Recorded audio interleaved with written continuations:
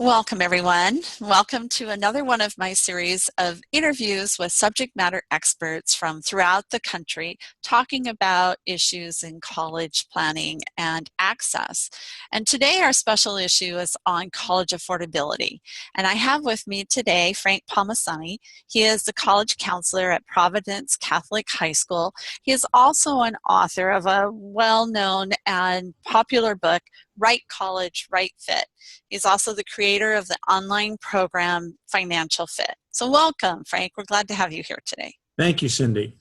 So tell us a little bit about your background, your experience as a high school counselor. So thanks, Cindy. This all started for me in 1976. That was actually my first year in high school counseling. I worked in high school counseling until 1981, and then for 12 years worked in the college level. Went up the ranks, so to speak, was admissions counselor, then assistant director, associate director, and then eventually director of admissions. And then in 1993, I went back to high school counseling and worked in high school counseling for 21 years at Hinsdale South High School, which is a south suburban school, south suburban area of Chicagoland in Darien, Illinois. And then retired from public school counseling and have been working as college counselor now at Providence Catholic for the last 3 years. Well, it sounds like you have quite a varied background, and you've seen it from both sides of the desk then, both from the high school side and the college side. So in all those years, what would you say is the most significant change that you have seen in how colleges award financial aid? I know I've been doing this for about 25 years and, watched the progression over the years, so you've seen it even more. Well, thanks, Cindy. And this is really an important question because I think it's an area that many, many high school counselors still don't understand. And that is when we talk about this concept of a financial aid system, people have a framework for this that really is based on the old model. In the old model, the traditional model is you would take the total cost of the institution, the government would calculate this number called expected family contribution, that would then equal need. And then we would actually have programs at that point in time, years ago, that would meet students' need. Things like the federal grant, maybe state grants, money from colleges. That entire process really has shifted. There just is not resources available any longer for most colleges to meet a student's need. Therefore, I don't even like to talk about that equation, don't even like to talk about it as a financial aid system. I'm really more interested in talking about how can a family get a sticker price reduced, because ultimately that's what this is all about, stacking possible awards so that families can get sticker prices reduced and eventually find affordable college options. So what do you tell them? So you're talking about, we're talking about the traditional term is need-based aid, and now we also have the rise of the merit-based aid. So what is the difference between those two, and how do you reduce that sticker price? So when you talk about need-based aid, really you're talking about only a very small group of institutions that follow that model.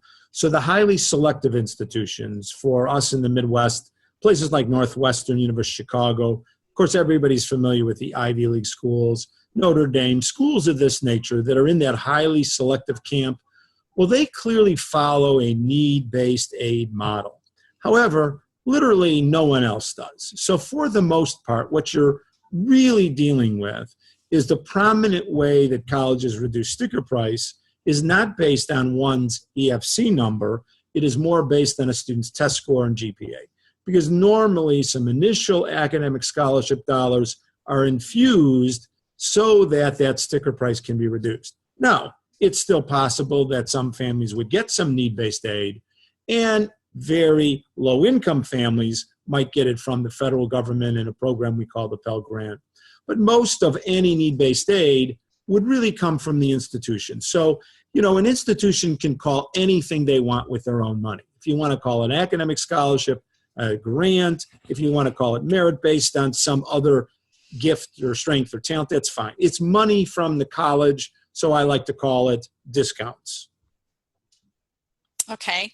So how do families, and especially coming from a counselor perspective, you've developed an approach that helps families to identify where they're going to do or how they can reduce that sticker price. So can you tell us about that approach that you have? Sure, Cindy. So what we really try to do is start with this framework of the concept of fits. And so obviously there's probably not a counselor in the country that disagrees with the idea that we want to help our students and families find the right fit schools. But what exactly do we mean by that? So if I was talking to a group of students and I spoke about academic fit, I would say things like, you're going to want to find schools that have the major and program you're interested in. You'd want to find schools where you can be academically successful. Where students really get those ideas. It's not a hard concept to understand. And then if I talk about things like feel, comfort, atmosphere, making sure that they examine institutions close enough that they're going to feel comfortable with those places, kids really get that. That resonates with them. However, when you start to talk about the financial impact of this decision on their life and potentially the life of their family, they don't get it. I mean, literally, they kind of look at you with glazed eyes. This is really, in my judgment, an area the parents have to get complete and total control over. They have to understand, how do you find these, what I call financial fits? And then help your kids understand all three of these things should come together. If we're going to find the best basket of schools, they need to be right academically. They need to be right from a comfort and atmosphere perspective, but they also need to be right for the family financially. So you have a book that you wrote about this. Tell us about that. And tell us about the program too. Okay, well, thank you. The book is called Right College, Right Price. And in the book, what I tried to do is really frame what I might say would be the big theories of my seminars, because I do a lot of seminars for parents.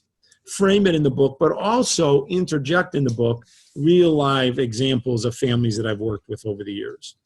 And then the online program, which is housed on the collegecountdown.com website. College Countdown is a comprehensive college planning website, and there are experts that contribute to it. Well, I'm one of the individuals that contributes to it, and the program that can be ordered for no cost on that website is a program called Finanical Fit. That's the program I created. So here's what I did in a nutshell. What I did was I suggest that every family needs to systematically assess what they can afford. So we put together what we call an affordability calculator, a 10-item questionnaire that's done anonymously and confidentially that helps a family systematically go through variables like tax credits, cash flow, available savings, and reasonable borrowing. And from that, the family determines, okay, here's what we think we can afford without excessive borrowing. Then we've taken every college in the country and we've broken those colleges into categories.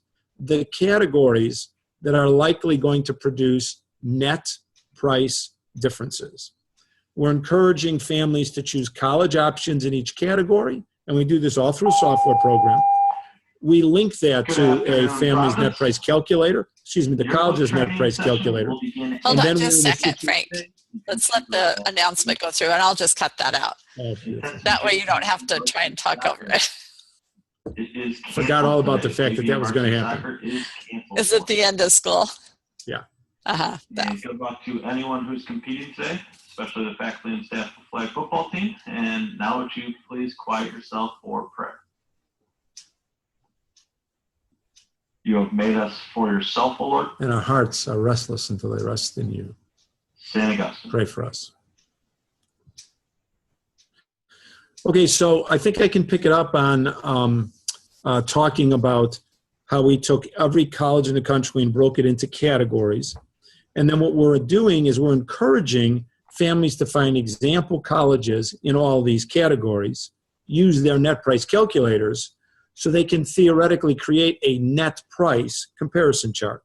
Because when you compare colleges based on sticker price, it's meaningless. Right. But we have these net price calculators, so that means that colleges can families can theoretically make these comparisons off of net price. Now, what will that do for you then? Well, if you know what you can afford, you should then be able to find colleges that will call financial reaches, that appear to be beyond your affordability. Then you'll also be able to find colleges that are financial fits, colleges that appear to fit what you can afford. Now, that doesn't mean you don't apply to reaches, but what you do is realize you shouldn't only apply to financial reaches. You should be able to cover yourself, have enough backup, so if those financial reaches don't, in the end, by the time we get award letters, become financial fits, there are still viable college options for every family. And so, as we're looking at this, and that's makes so much sense, and it helps families to combat the whole frenzy sometimes that goes around the college and picking a college, and parents sometimes feel like, okay, I'm letting my children down if I can't afford this kind of school or that kind of school. So as you've applied that kind of approach and philosophy, how have you seen that make a difference in the families' lives that you've worked with? Well, I think the one thing that has clearly certainly happened, and that is as families expand their options of colleges. And so it's not just where does the student seem like they are leaning toward or want to attend, but as they expand their options of colleges, what they uncover as they expand those options is a whole series of scholarship possibilities. Indeed, tuition discounts, sticker price discounts that are occurring in a number of different places. Sometimes then that allows those families to gravitate to really researching these colleges more. They find that the colleges do fit both academically and from an atmosphere perspective, and they end up being really wise choices because they're financially prudent. But even when that's not the case, even when families, go through this kind of a process, sometimes what they learn is just by having these other options, they are able to get a better handle on whether or not paying extra amounts of money to certain schools, in other words, what I would call paying premiums to certain schools, is worth it or not. And in some cases, it allows them to even have conversations with colleges that they may not be able to afford, but maybe would be willing to work with them because they approach it in the right way. So in this process, another question occurs to me is, sometimes there are other factors, as you said, maybe you're willing to pay a premium, or maybe the students are bringing something like they're an athlete or a performer, or, how does that weigh into this whole process? Very good question. So when you analyze the difference between a sticker price and a net price, all families should understand what that means. Sticker price is simply the listed charges of the school. The net price is determined when you use the college's net price calculators. However, between the net price and now what I call the final out-of-pocket cost, which doesn't come until you get your final award, you have all of these other possibilities that aren't going to show up on a net price calculator. So let's assume that the student has ability in art or music or theater, or is a gifted athlete, or a volunteer, or a leader, or even is pursuing an academic area that they're passionate about that the college really wants. There's a possibility for more dollars here. Competitive scholarships that force students or give students the opportunity to go to the college campus and compete for more money. All of these possibilities exist, and they typically will not show up on a net price calculator, but they can be a part of that final award letter. Now, I hope we get into this next question, and that is the new timeline, because that new timeline is going to give us some real opportunities to get to that final out-of-pocket cost much earlier.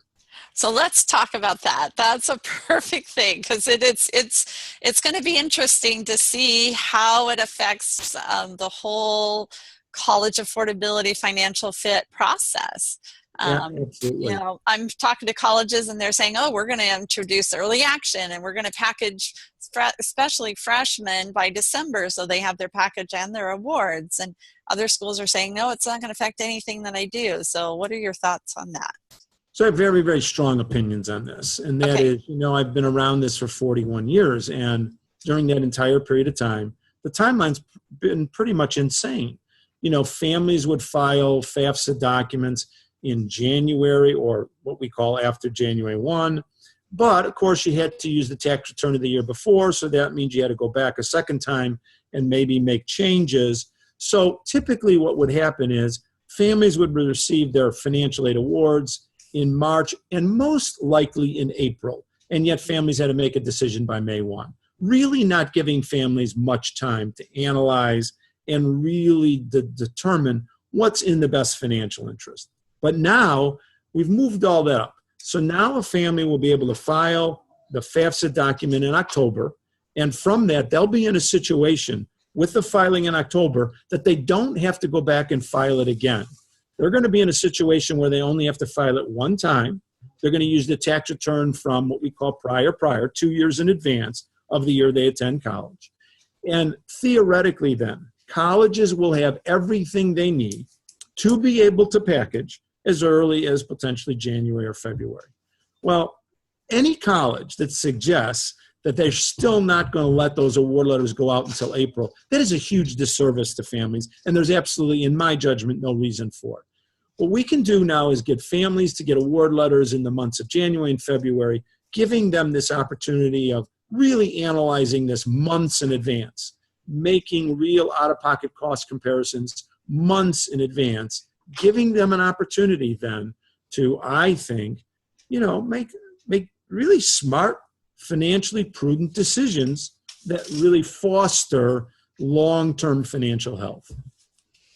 Well, and a lot of the colleges, by putting those awards out earlier, families are more inclined to go with those colleges when they know what, they lay it all on the table and say, here's what we're offering you. So they see it as a marketing advantage as well. I agree with you. So, and do you see using prior year as introducing new wrinkles into this process, or because now then, things can change in 2 years. So how do you envision that? Right. I think one of the things that's certainly come up in my seminars that I've done this year. So let's use the senior family as an example. The senior family this October, only in a few weeks, is going to be able to file their FAFSA. And they're going to be using their tax return from the year 2015. Now, what some families will say, and by the way, that return for almost all families is done. So there's no reason they have to worry about changes. But what some families say is our future income is going to be less than our past income. And so in those cases, in a number of other cases, there is an appeal process. And so as I try to share with families, what exactly is the FAFSA? The FAFSA is not a comprehensive review of a family's financial circumstances.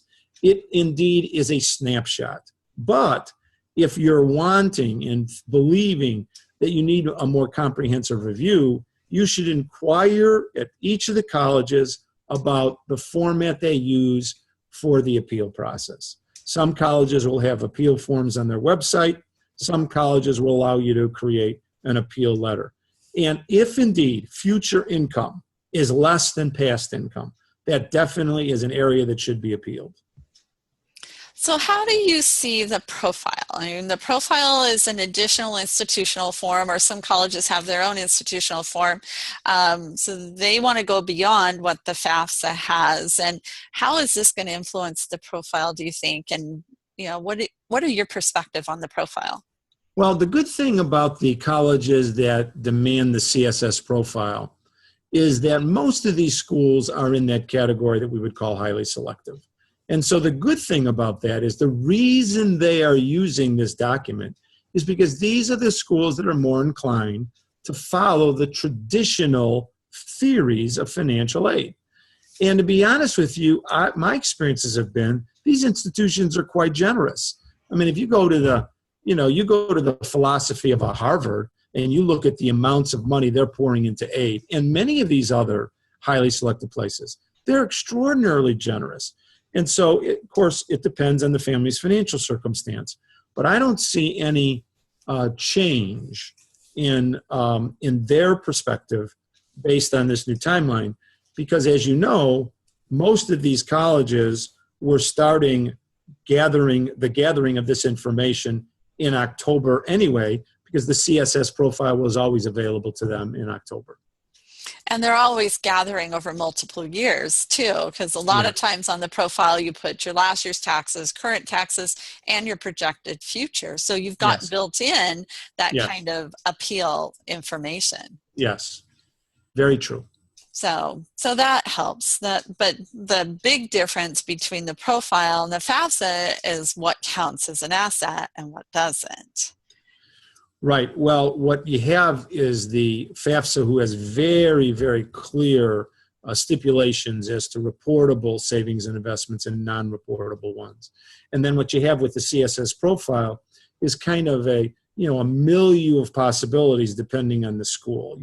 For example, and this is probably the most prominent one, we know that in a divorce household that when a family files the FAFSA, the information that should be recorded would be the parent where the child lives most of the time. So if that parent had not remarried, it would be that parent, that student, and not, we'll use the example of me. Let's say I was divorced and my daughter lived with me more than 6 months during the last 12-month cycle, and I did not remarry. Then on the FAFSA, I would record my information of my daughter's, not my daughter's mother. If I did remarry, of course, I would be categorizing my assets, the new spouse's savings, investments, as well as income, and the students, again, not the daughter's mother. But in the profile, what often happens, and this is subject to the college, what often happens is they'll want the non-custodial parent financial data as well. Yeah. Definitely.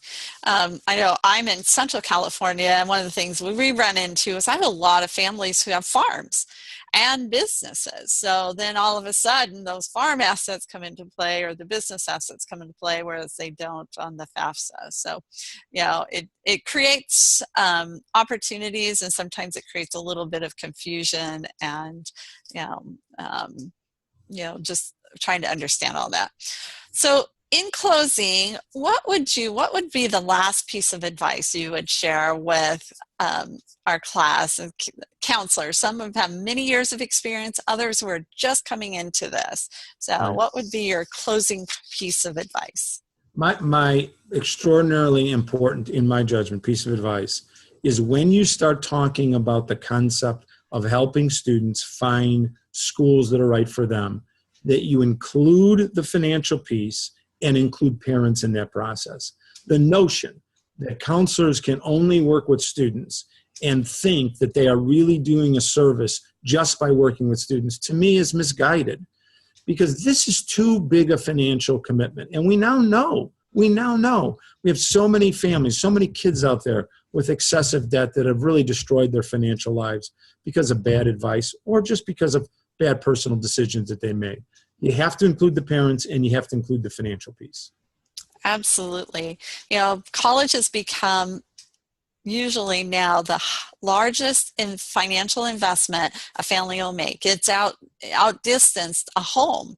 And so to do that just based on an 18-year-old, I don't see how you can do that either. I totally agree. I think that's very wise. Thank you, Frank, for your time today. This has just been delightful, and we'll be making this available so that other people can, our classes can learn and grow from that information. So thank you very much. Great, thanks.